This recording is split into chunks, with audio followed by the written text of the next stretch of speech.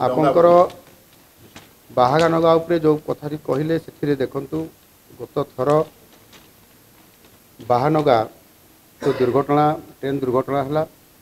ताकू देखिकी से आमर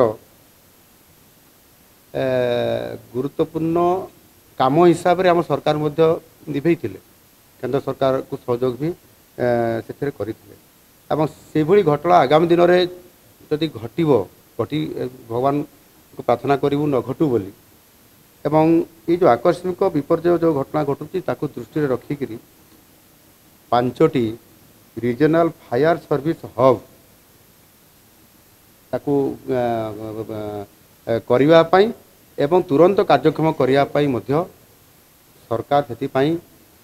व्यवस्था करुछंती। आगामी दिन में यह करने द्वारा निश्चित भाव में आहुरी त्वरित सेवा एवं लोकंकु उद्धार कार्य लोकंकर जीवन बंचाइवाई यह कार्यकारी हो पार।